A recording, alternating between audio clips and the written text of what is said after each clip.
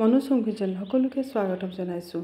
আজি মই কলপচলাৰ এটা একেবাৰে বেলেগ ধৰণৰ ৰেচিপি লৈ আহিছোঁ। তাৰ কাৰণে কলপচলাখিনি কাটি মই হালধি পানীত তিয়াই থৈ দিছিলোঁ আৰু আধা ঘণ্টামান মই এইদৰে তিয়াই থৈছোঁ। তাৰপিছত মই এতিয়া হাতেৰে ভালকৈ এইখিনি মোহাৰি লৈছোঁ। তেতিয়া এইখিনি পূৰা কোমল হৈ যাব। এই ধৰণে পূৰা ভালকৈ মোহাৰি ল'ব ধোৱাৰ আগত। তাৰপিছত 2-3বাৰমান চাফা পানীৰে এইখিনি ধুই দিব।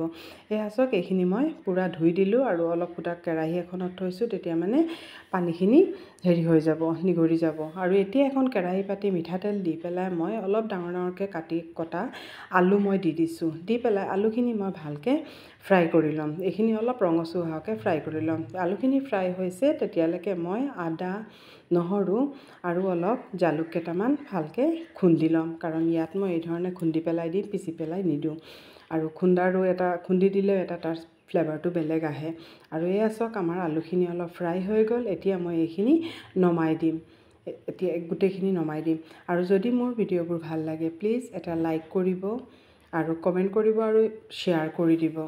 আৰু এতিয়া মই সেই তেলতে শুকান জলকীয়া কেইটামান দি পেলাই আৰু পিঁয়াজ দি দিছোঁ।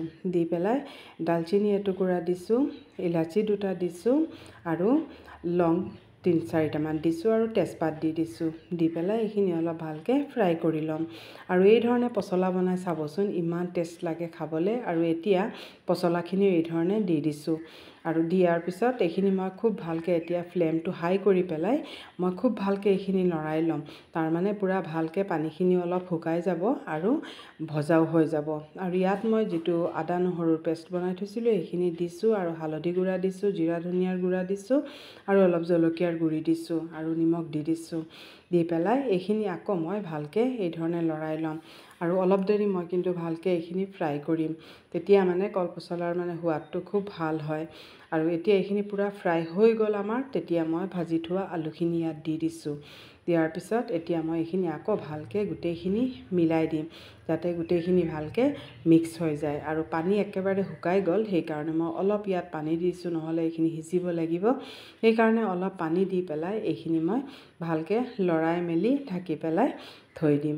এই ধৰণে খুব ভালকৈ এইখিনি লৰাই ল'ব। আৰু এতিয়া মই ঢাকি পেলাই এইখিনি থৈ দিম। আৰু চাওক, পানীখিনি ভালেমান পানীখিনি শুকাই গ'লগৈ। আৰু এতিয়া এইখিনি মই আকৌ অলপ লৰাই দিছোঁ, নহ'লে হয়তো তলত লাগি যাব পাৰে, কিন্তু লগা নাই, পানী আছেই যিহেতু। আৰু আমাৰ আলুখিনি সিজিয়ে গ'ল। আৰু মই আৰু অলপ এইখিনি শুকাম, কাৰণ ইমানখিনি পানী দি পেলাই এনেকৈ আজি অলপ শুকান চব্জিটো বনাম। আৰু এতিয়া গেছৰ ফ্লেমটো অলপ হাই কৰি দিলোঁ। আৰু এয়া চাওক, আমাৰ ভাজিখিনিৰ পানীখিনিও পূৰা ভালকৈ শুকাই গ'ল।